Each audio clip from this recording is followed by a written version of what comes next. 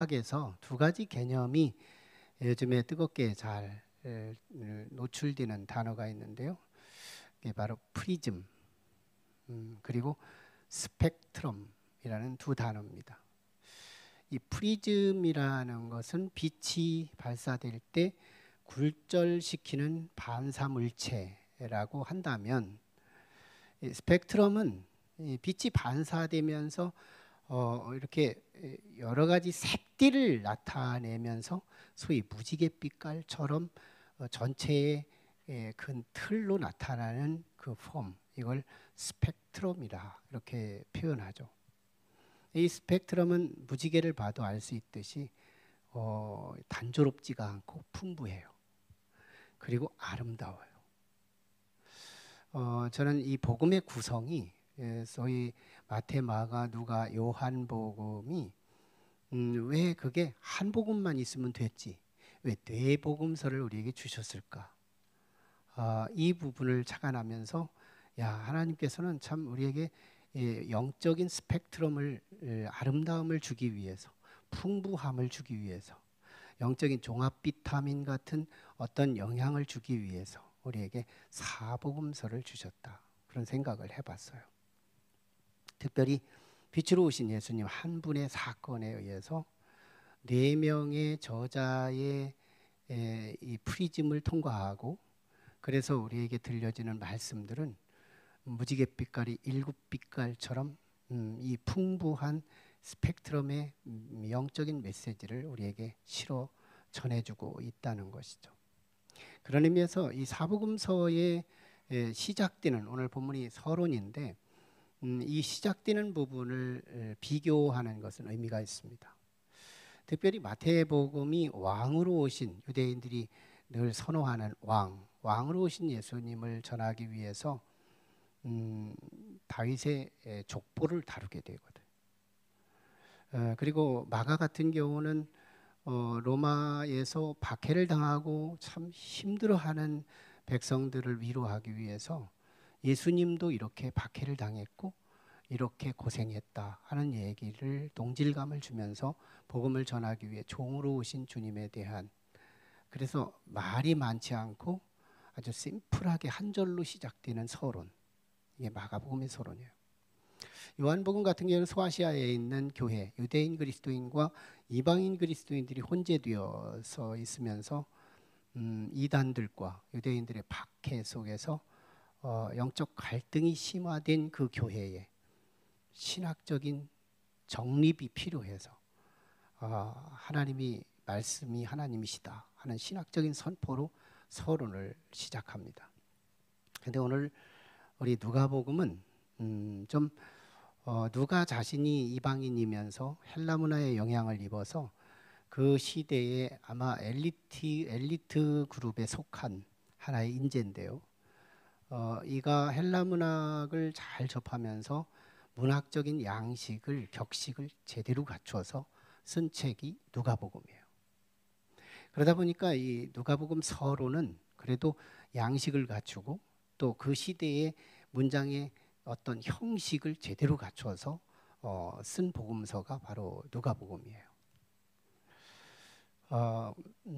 그러고 보면 이 복음서마다 그냥 두루뭉술하게 그냥 하나님의 복음만 전하면 되지, 뭐 너희들의 상황이야 어쨌건 내가 전하면 되지 하는 무대뽀 선포의 복음이 아니라 눈높이 맞춰서 그 사람들에게 적합하게 복음이 접근되고 필요한 자들에게 필요한 복음으로 다가간 흔적이 사복음서의 발자취를 통해서 우리가 알게 하시죠.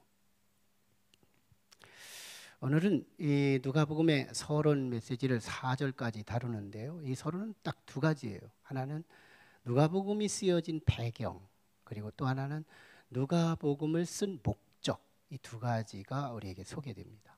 여기에 굉장한 메시지를 담고 있어서 앞으로 누가복음 주의를 통해서 누가복음 강해에 굉장히 밑거름이 될 수 있는 그런 말씀이어서 이 말씀을 우리가 또 다루게 됩니다.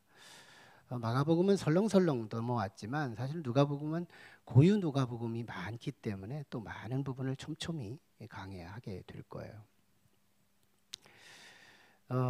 먼저 우리가 배경이죠. 배경. 이 서론에 나타난 배경은 세 가지로 다시 나누는데요. 하나의 저자 배경, 그리고 수신자 배경, 그리고 컨텐츠 배경. 이 세 가지로 우리에게 소개됩니다. 가장 먼저 저자 배경이에요. 저자가 누구냐? 그러니까 누가복음. 복음은 복음인데 누가가 썼다. 그래서 아마 1절에서 우리, 그리고 3절에서 나, 이 개념의 대명사지만 사실은 누가를 말하는 거고, 누가복음 저자에 대해서는 많은 신학자들이 충돌이 그렇게 많지가 않아요. 예, 누가가 썼다. 이 누가는 사실은 바울과 동역자였어요. 드로아에서 만난 이후에 바울의 그림자처럼 함께 따라다니면서 선교를 하고 도움이 되고 굉장히 힘이 됐던 사람이 이 누가였는데요.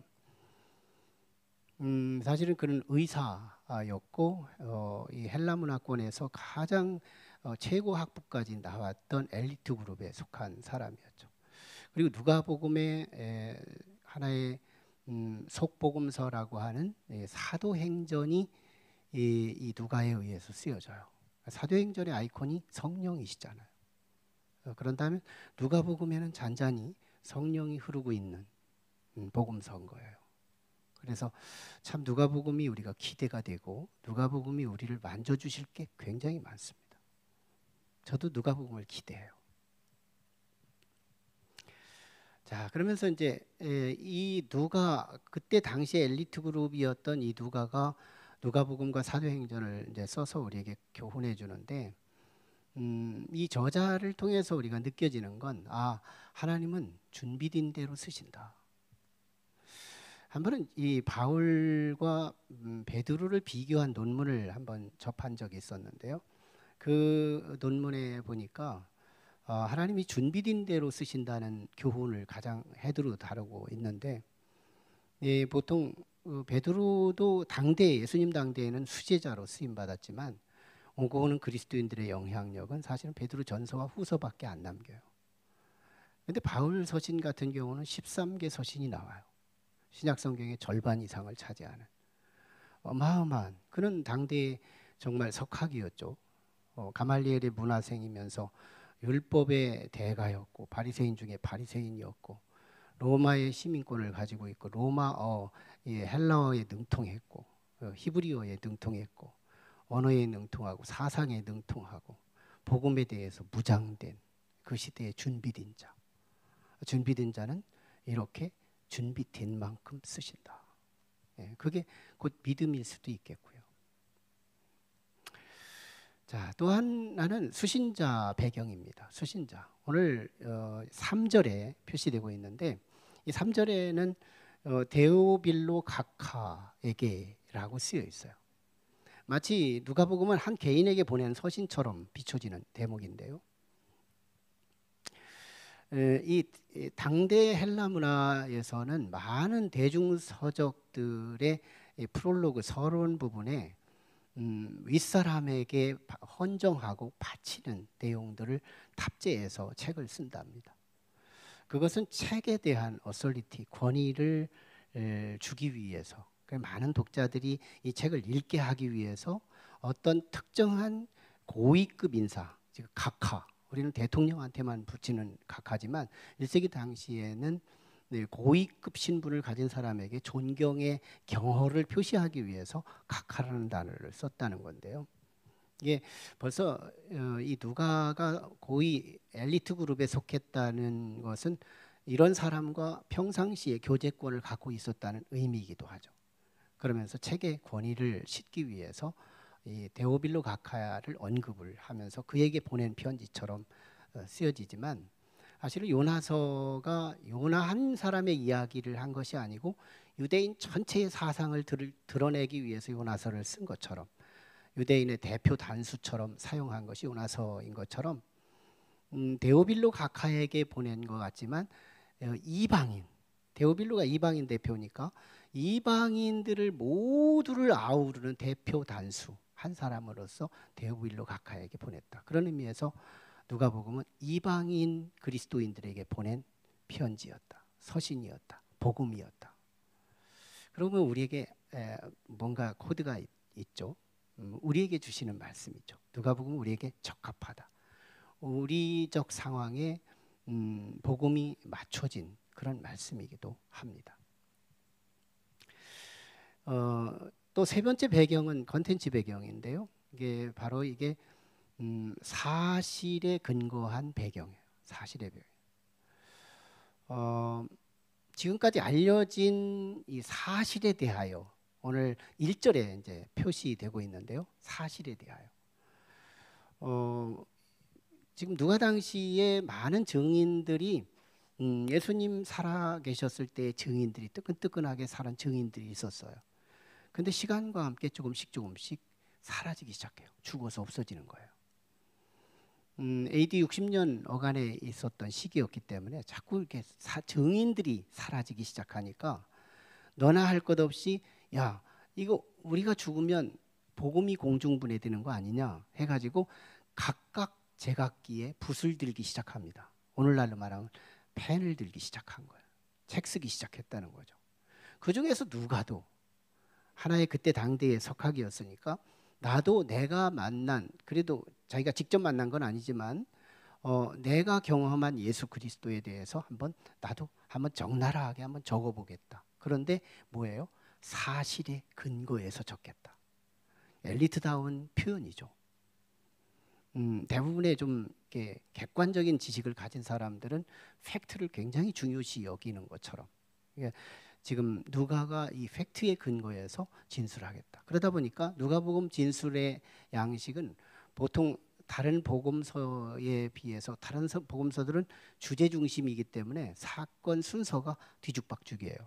뒤에서 일어난 것이 앞으로 당겨지고 앞에서 이루어진 것이 뒤로 막 밀려가기도 하고 그런 순서. 그래서 역사성의 이 순서상을 감지하기가 어려운데 누가복음은 순차적으로 연대기적으로 기록되어 있는 그 특징을 우리에게 보여주고 있어요. 근데 더 중요한 것이 있어요. 누가는 참 엘리트여서 객관성을 굉장히 중요하지만 이 사실에 사도행전에서 강조되는 바처럼 성령을 그렇게 중요시 여겨요. 누가복음의 몇 면에 보면 성령의 흐름이 사도행전은 노골적으로 표현되고 있지만 예수님을 만나는 장면마다 성령 없이는 누가복음을 볼 수 없는 장면들을 보게 돼요. 성령이 찬찬히 굉장히 어떤 성령 복음이라고 할 수 있을 만큼 그 정도로 누가복음이 성령의 발자취를 찬찬히 흐르게 합니다. 그래서 이 사실과 성령, 사실이 가려지고 유린당하는 게 얼마나 많아요. 그런데 역사적인 예수님이 2000년 전에 오셔서 사실로 오셨지만 오늘날 그 사실이 믿지 못하고 있잖아요. 근데 어떤 사람들은 그 사실이 사실로 믿어지는 게 뭐예요? 성령의 도우심 속에서. 성령은 사실이 사실로 우리에게 확증되게 다가오게 한다는 거예요. 성령 없이 사실이 거짓처럼 위장되는 게 얼마나 많은지. 그래서 사실은 성령과 함께 접할 때만 나의 구세주, 나를 위해 죽으신 그리스도. 다만 신화의 그리스도가 아니에요. 그리고 환상의 그리스도도 아니에요. 역사 속에서 실제로 계셨던 그리스도. 이게 누가복음에서 강조하는 주님이십니다. 참 우리의 삶 속에서 예수 그리스도에 대한 이 사실, 이게 하나의 소설에서 시작된 거라면 무슨 의미가 있어요? 우리 예수 안 믿을 필요가 있어요. 예수 믿는데도 굉장히 에너지가 필요하잖아요. 근데 사실이 아니라면 우리가 믿을 필요도 없는 거예요. 창조하신 게 사실이고 이 땅에 그리스도로 욕화되신 것이 사실이고 이 땅에 주님이 십자가의 죽음이 사실이고 예수님이 부활하심이 사실이고 안진뱅이가 일어난 게 사실이고 나사로가 살아난 게 사실이고 성경에 나타난 이게 하나님이 했다는데 뭘 의심해요? 사람이 했다고 한다면 우리는 의심의 대상이지만 하나님이 하셨다는데 우리가 의심하고 있는 것이 더 어리석음일 수 있죠. 하나님이 하셨다는 건데 우리에게 주어지는 성경의 모든 정보가 사실이 아니라면 우리는 빨리 예수 믿는 걸 내려놓아야 돼요. 예수는 우리의 인생을 방해하는 굉장히 방해 요소가 됩니다. 하지만 이게 사실이라면, 그래서 우리 성령께서 우리의 사실의 복음이 내 안에 신앙의 인격으로 정착될 수 있다면 우리는 이 복음보다 더 귀한 것은 없다는 거예요. 두 번째는 목적입니다. 누가복음의 목적이 우리에게 굉장히 귀감이 되는 말씀인데요. 가장 먼저는 이 누가복음 4절에 표기된 것처럼 데오빌로 각하에게 알려진 그것이 더 확실하게 하려 함이라 이렇게 표현되고요. 확신성이에요. 누가복음이 쓰여지기 바로 직전까지만 해도 사람들이 다 기록된 복음을 접한 사람이 별로 없어요. 가끔씩 기록된 게 있지만 외경들이 있었고 거짓 외자, 그리고 바깥 외자 외경들이 있었고 아직 정경화가 되지 않은 시점이었어요. 그래서 복음을 듣는 예수 그리스도께서 일어났던 모든 사건들에 대해서 객관적인 사실도 들려온 것도 사실이지만 거짓된 정보들, 예수님이 돌을 만졌더니 새가 돼서 날아다녔다든지 뭐 이런 소리를 듣게 됐을 때 이것도 긴가민가 하는 거예요. 신앙이 있기는 한데 신앙이 없지는 않은데 신앙이 흔들거리는 거예요. 마치 이빨이 흔들거리듯이. 그래서 채불아미가 인사도를 강조해가지고 입념을 꽉 잡아주는 것이 있다는 것처럼 우리 믿음이 늘 아침 저녁으로 흔들려요. 시즌마다 흔들려요. 지난달에는 흔들리고 이번 달에는 또 괜찮고, 이 믿음이 흔들리는 거. 이 데오빌로라고 하는 이 고위급 이방인 성도의 대표였던 이 사람도 지금 무언가 뜬구름 잡는 복음을 갖고 있었던 거예요. 기록된 캐논이 되어 있는, 정경화되어 있는 똑바로 된 복음 하나를 제대로 접하지 못한 성도들에게 지금 누가복음을 통해서 신앙을 꽉 잡아주겠대요. 사실 오늘 현대인들에게 이 누가복음적 목적이 우리에게 필요한 거예요. 얼마나 흔들리는 사람들이 많아요. 복음은 복음인데 실제로 이 캐논화되어 있고 이미 정경화되어 있는 성경을 우리가 읽는 과정에서도 흔들거리고 있다면 우리에게는 믿음의 조상 중에 다윗의 믿음을 우리가 귀감 있게 볼 필요가 있어요. 다윗 보세요. 얼마나 풍전등화와 위기의 상황 속에서 그의 신앙이 꽉 확정된 믿음을 가지고 우리에게 비춰지고 있는지. 확정되고 확정되었사오니 나의 주님에 대한 확정된 믿음, 바위덩어리 같이 아침 저녁 작년 지금 언제나 항상 늘 자신의 믿음의 자리에 확정된 믿음을 위해서 누가복음은 쓰여진 거예요. 이게 참 내가 확정되어 신앙생활을 하다 보면요 결국 내 복이에요. 남 복이 좋으라고 확정된 믿음이 아니라 사실은 다윗을 보세요. 얼마나 환난 속에 살아요. 그거 사무엘로부터 기름 부음 받고 난 이후부터 10년이 남짓되게 참 유대 땅에 발을 디딜 곳이 없을 만큼 환난이 남달랐는데도요 그의 내적으로는 강같이 흐르는 평화가 다윗의 가슴을 채웁니다. 물론 갈등이 없지 않았어요. 그런데도 그 갈등이 다윗 하나 삼키지를 못합니다. 얼마나 평화가 오는지. 확정되어 하나님을 뽑아버리지 않아요. 하나님에 대한 뿌리를 옮기지 않아요. 그대로 밀고 갑니다. 확정된 믿음. 데오빌로 그에게 복음을 전하며 온 이방인들에게 이 누가복음의 몫이 신앙에 흔들리는 자들에게 확정되도록 돕겠다는 거예요. 마지막입니다. 누가복음의 목적의 마지막은 참 인간으로 오신 그리스도를 소개하고 있어요. 참 인간. 그래서 이 누가복음에는 가장 핵심 단어, 반복되는 단어 중에 하나가 인자예요. 사람 인자, 아들 자자. 사람의 아들로 태어나신 분. 그래서 마태복음이 왕으로 오신 분이었다면, 마가복음이 종으로 오신 분이었고 요한복음이 하나님으로 오신 분이었다면, 누가복음은 인간으로 오신 예수님. 그럴 때 여기서 이 모든 인간 중에 최고 우두머리, 모든 인간 중에 최고 우수한 인간형이 아니에요. 누가복음에서 말하는 예수님은 하나님의 형상으로 이 땅에 오신 분이에요. 인간과 비교할 수 없는, 하나님께서 에덴 동산에서 아담을 하나님의 형상으로 빚어주셨던 그 원래의 모습으로 이 땅에 오신 분이 바로 예수 그리스도입니다. 그 예수님을 그때 당시의 사람들에게 만나줬을 때 어떤 일들이 벌어진지 알아요? 난 인간도 아니다. 죄인들이 자신의 죄를 폭로하기 시작하고 회개하기 시작하고 주님께 돌아오기 시작하는 이유는 하나님의 형상 되신 그리스도께서 만나 주셨기 때문이에요. 참 묘하죠. 누가복음을 쭉 보면 데오빌로에게 서신이라고 프롤로그에 담고 난 뒤부터는 내용은 목자를 다뤄요. 여성을 다뤄요. 고아들을 다뤄요. 가난한 자들을 다뤄요. 환자들을 다뤄요. 세리들을 다뤄요. 하층민들, 아주 바닥계층에서 신음하는 사람들의 이야기를 다뤄요. 누가?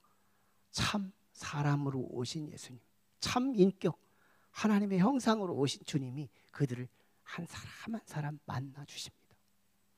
그때요, 그들이요, 삶의 불행이 환경인 줄 알았다가 어느 한때부터 주님을 만난 이후부터 그들은 삶의 활기를 얻어요. 고아들이, 과부들이, 가난한 자들이, 삭개오 같은 사람이 삶의 활기를 얻어요. 참 인간 되신 그리스도를 만난 이후예요.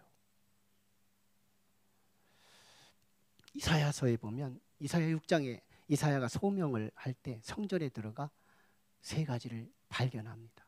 첫째가 하나님이에요. 하나님을 만나는 거예요.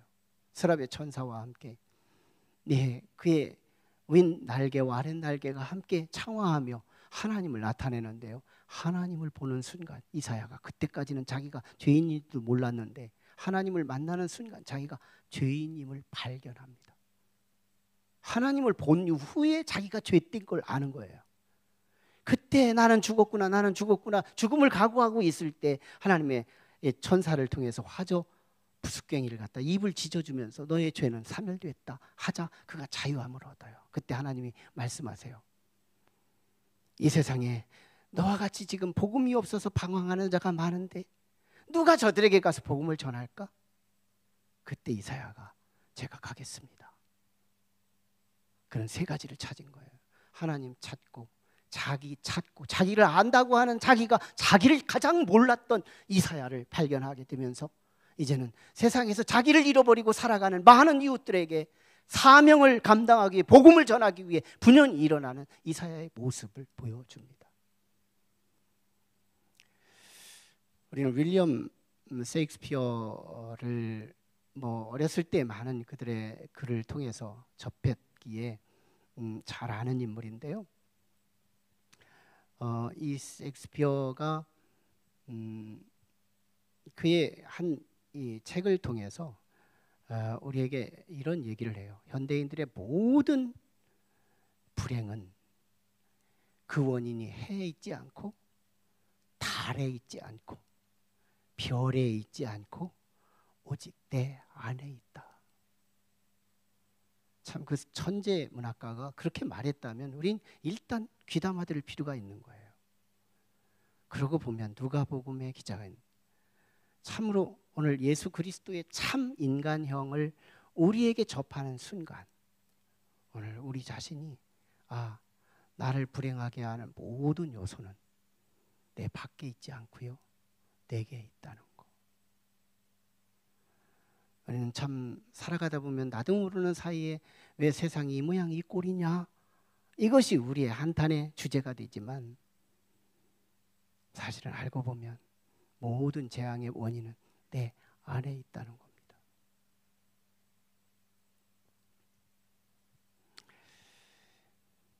오늘 이 내 안에 있다는 것을 우리가 발견하여 하나님을 만날 때 우리에게 참으로 순수함이라는 것이 발견이 될 텐데요. 사람이 순수함이 회복되면 참 우리는 하나님을 만나게 되는 일이 벌어져요. 참 우리가 다 하나님이 필요한데요, 하나님을 만나지 못하는데 이 점에 있다는 것을 우리가 알아야 돼요. 미국의 서부 지역의 20세기 초엽에 실제로 있었던 이야기인데요. 한 10살 바기 정도 되는 한 소년이 어느 날 가게마다 찾아다니면서 안녕하세요, 하나님 혹시 팝니까? 하나님을 파십니까? 이렇게 물어가며 다닙니다.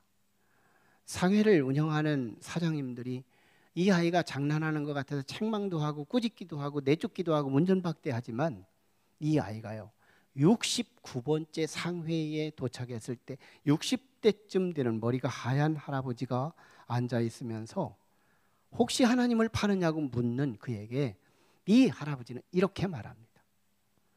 얘야, 하나님을 사서 뭐 하려고 그러니? 이 어린아이는 이 소리에 너무너무 귀가 번뜩이며 뜨이면서 자기에게 문전박대하던 그때 당시의 상회의 사장님들에 반해서 이 할아버지가 자신에게 뭐 하려고 하나님을 살려고 하느냐고 묻는 이 말에 마음이 확 열려요. 그러면서 자기가 지금 속 사정에 대해서 이야기를 합니다. 사실은요, 저는 부모님이 일찍 돌아가셨습니다. 그리고 삼촌 하나만 남았는데 이 삼촌마저도 이제 얼마 전에 공사판에서 일하다가 떨어져서 사경을 헤매고 있습니다. 그래서 병원에서 의사 선생님이 살려달라고, 이 조카인 내가 살려달라고 그렇게 사정을 했더니 의사가 하는 말이 이건 하나님이 아니고는 고칠 수가 없단다라는 말을 흘리게 돼요. 이 순수했던 이 청소년이, 이 아이는 하나님을 그때 물건인 줄 알고 약인 줄 알고 사러 다니게 된 겁니다. 그의 손에는 1달러밖에 없었어요. 그러다 69번째 이 할아버지 노상인을 만나서 자기의 속사정을 얘기하면서 그럼 하나님 사기 위해 너는 돈을 얼마를 갖고 있니? 했더니 1달러입니다. 그러면 됐다. 하나님은 딱 1달러면 적합하다. 그리고 1달러를 받고 하나님 키스라는 음료수 하나를 줍니다. 이 아이가 하나님 키스라는 음료수를 가지고 삼촌에게 다가와 춤을 추면서 달려와서 삼촌이 이제 살았어요, 내가 하나님을 사왔어요 하고 마시려고 왔는데 뭐 마실 수나 있어요? 그런데 이상하게 그 다음 날 대도시에서 세계적인 의사들이 전용기 비행기를 타고 이 작은 도시로 몰려옵니다. 여기저기서. 그리고 진단, 처방, 수술, 그 삼촌은 빠른 시간에 회복이 돼요. 그리고 퇴원합니다. 퇴원할 때 계산서를 보니까요, 천문학 숫자의 의료비가 지출됐어요. 이거 어떤 일이냐? 어떤 일이 벌어진 거냐? 하자 이 어린아이가 있었던 얘기를 듣자 그 상회의 할아버지를 찾아가요. 찾아갔더니 할아버지는 이미 여행을 떠난 상태였고 거기에 점원 하나만 남았습니다. 그 점원에게 우리 할아버지 어디 있나요? 할아버지가 남긴 서신 하나가 있으니 주겠다고. 그 서신을 열어보니 2가지가 쓰여 있어요. 젊은이, 자네는 참 복이 있다네. 첫째는 당신의 그 순박하고 깨끗한 조카를 두었다는 것이고, 또 하나는 하나님이 당신을 치료했다는 점이네. 내가 한 게 아니고 하나님이 하신 것이네. 저는 누가복음이 말하는 그리스도, 이분은 모든 인류가 다 필요합니다. 예수님이 필요치 않은 사람은 이 세상에 아무도 없어요. 졸고 있는 사람에게도 있어요. 조는 사람도 하나님이 필요해요. 하나님을 등진 사람도 하나님이 필요해요. 고위급에 속한 사람도, 낮은 천한 자리에 있는 사람도, 누구든지 하나님이 필요치 않은 사람은 아무도 없어요. 모를 뿐이에요. 모두가 하나님이 필요해요. 우리는 삶에 여독이 많습니다. 모두가 다 주변적인 요소로 우리가 핑계를 대고 있지만 사실은 내 안에 문제의 원인이 있어요. 하나님의 형상이 이미 일그러져 있고 야수 같은 마음이 욕망과 좌절이 내 가슴을 가득히 채우고 있어요. 그래서 해석판이 달라졌어요. 비애망상적 해석을 하고 있어요. 사실은 내게 있는데. 그래 주님, 누가복음이 말하고 있는 그 주님, 사람의 원형된 그분이 우리를 만나 주셔야 하는 거예요. 성령 안에서 그분이 나를 만나 주시지 않으면 내 내면이 치료될 수가 없어요. 누구나 우리는 예수님이 필요해요. 예수님이 필요치 않은 사람은 아무도 없지만 누구나 예수님을 만나지는 못하고 있어요. 왜일까요? 누구나 예수님은 필요한데 누구나 예수님을 만나지 못하는 이유는 우리에게 퓨어한, 순수한, 깨끗한 마음, 그리고 사모하는 그 마음, 이게 없다는 거예요. 주님이 필요하지가 않아요. 주님에 대한 집중력이 없어요. 주님에 대한 끈끈이가 없어요. 주님이 필요한데 내 가슴에 주님이 들어오는 순간 얼마나 세상이 바뀌는데요. 전 경험한 바예요. 주님이 내 안에 오신 이후에 세상이 바뀌는 거, 돌 하나도 어쩌면 자기 위치에 있는 것처럼 보이는지, 소나무 하나도 그 자리에 서 있고, 하늘은 하늘의 자리, 땅은 땅의 자리, 우리에게 주어지는 저 사람은 그 위치에 너무너무 아름다운 조화를 이루는 아름다운 세상이 되고 있더라는 거예요. 문제는 내 안에 있어요. 누가가 말하고 있는 참 인간형 예수님이 우리에게 가슴을 만나도록 하기를 원한대요.